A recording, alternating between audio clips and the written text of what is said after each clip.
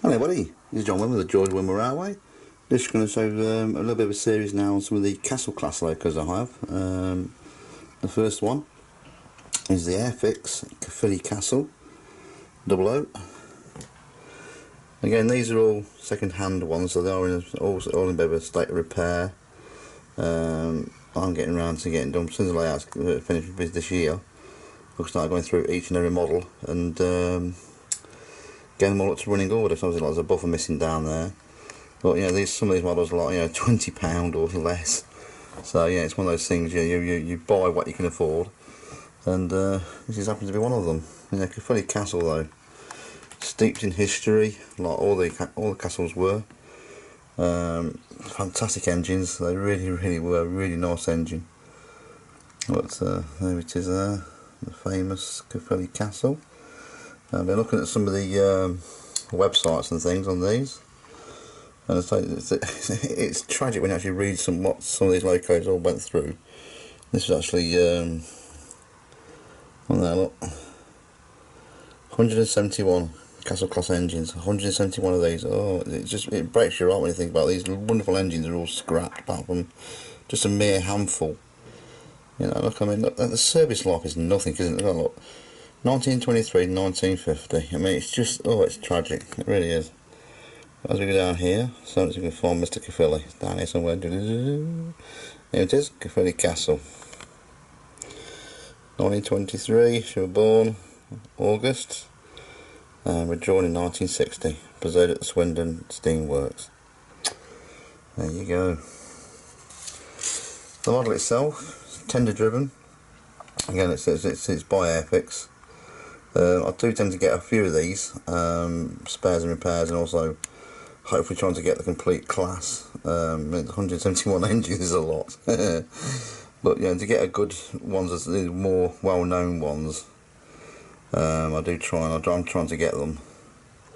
I think just like pick them up every now and again. Trying to get one or two of the same one like I'm doing with the castle class, not the king class, sorry. I'm trying to get all of them, so I just keep buying loads and loads of King George V. There's about bloody 20 of the bloody things, all the same engine. So you know, luckily there's only like one blue one, so it wasn't too bad. But yeah, it's a nice little engine. I mean, the detail on these are really pretty gear. You know, they certainly get away with it, putting on a modern layout against the new Backerman and Hornby stuff that's out nowadays. I mean, it's not a bad little model for it. It's got a lot of detail on it. Let's run a bit further.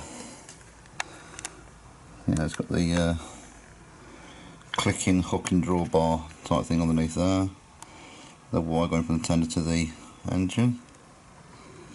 Inside is not badly detailed. Again, I will put some firemen and drivers in those. Oh, freebie. For some reason, I've had an awful lot of Class 37s bar recently, which is for our 1980s diesel fans. There was about 3 or 4 through yesterday on different things. Yeah, the paints on this is not too bad, to be honest. It really is a nice little model. It's a shame about that bloody buffer, but you know, that's how you get some of these models on these shows. You know, they've been damaged and just locked in a box, not looked after. But for £20, you can't really say no, really, to be honest. I mean, just a spare set of brushes, or you know, anything for these is a fortune nowadays. So, I mean, look on eBay, like Pete Spares or something or other. You know, like £5 for a set of brushes and whatever, and you might get the whole damn loco for the price. You can think all the spare parts you want. But there she is anyway. Let's tip her a little bit there. I was wondering about the box that I've got these stood on. This is the water margin. If anybody watched the Monkey, this is the other series that kind of like ran along with it, called the Water Margin, which is a bizarre series because all the main heroes died in the first episode. It was very weird, but it's a great show. I love it like this. Anime or these types of shows, I just love them. I'm a sucker for them. Just move that around a bit more now. But yeah, that's the first one. That's Caerphilly Castle. There was some odd ones amongst them. There was one where they tried to actually do some streamlining. I mean, It was done half-heartedly. It wasn't done as a proper bloody thing. But like you had like a streamlined chimney pot here and some others, or bloody rot mess. It did spoil it, to be honest. But so the actual Castle Class itself, they were amazing engines.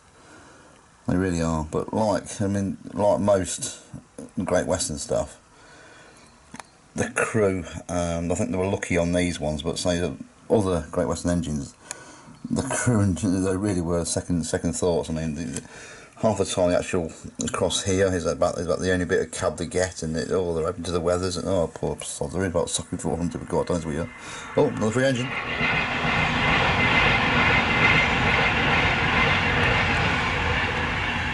It's Freebie Sunday.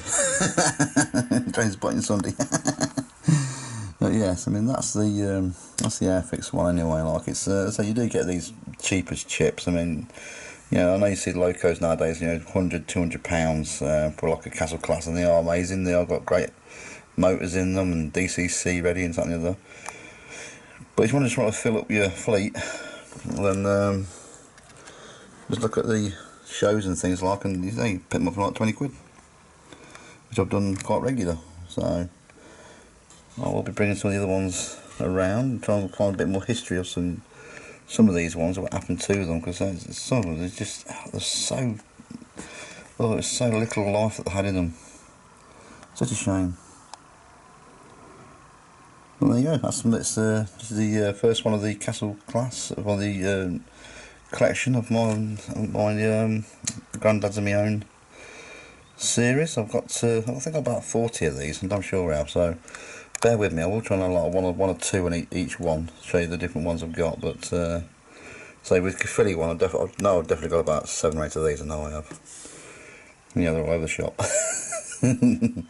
You will notice an awful lot of the different lining out as well on these, and the different paints as well on some of them. So that's where I've got to be careful when I start to renumber some of my locos. I've got to really research it, because obviously not being born in the steam era, it's hard for me to actually know what the linings were or something. I've got to try and find books and things all about them. To make sure I'm not trying to swap a number over and swap a nameplate over. The engine's got completely different markings in them. It just wouldn't be right. I mean, I know I'm not a perfectionist, but I do like to have something looking right. So people can tell me, oh well, you know, that looks correct. That's the loco that was around.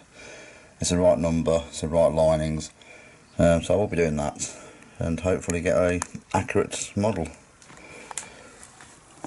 But so on a budget, I do try and keep to my main goal, and trying to show people that, you know, model railways is not an expensive hobby. It can be done cheap.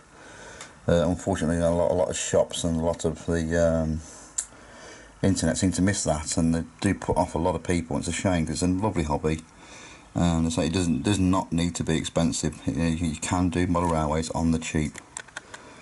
So I will be showing a few more of these in the next coming days, hopefully with the weather being nice. I mean, look at the weather. It's gorgeous weather out here today. Look at that. That sky is beautiful out there today. Yes, they just peed it down. Sods law, when the Les Ross went by in the morning, which was nice. So that's the first rail tour of the year. We've got another one coming by next week. I think it's one of these weird ones. It's like 10 different engines on one tour, I think it is, isn't it? A load of diesels or something. So hopefully that'll come past the house. So we'll try and get that on film, if it does. Oh, this is me, John Wormel, with the Joy's Wormel Railway, saying goodbye for now, and I will see you later. And I just woke up. As you can see in the background there's some of the actual castles I've got. There's a few more boxes of them. I've got these are like the overspills of some of the engines I've got. I've got to try and put them somewhere. So they're just I mean, I've got some of the sock drawers, some of my bloody trouser drawers all over the bloody place. So there you go, folks. Oh, one quick thing, the chair. I've managed to get the chair inside of the railway room. Hello, bears. Oop.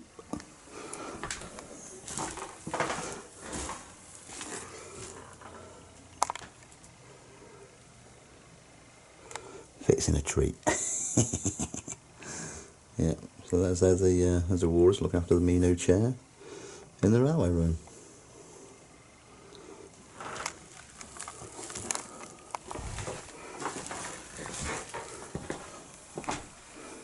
back to Caerphilly Castle. Right, this is me, John Wilmore, saying goodbye for now, and I shall see you later on with another video, and hopefully another engine. So goodbye for now, folks. See you.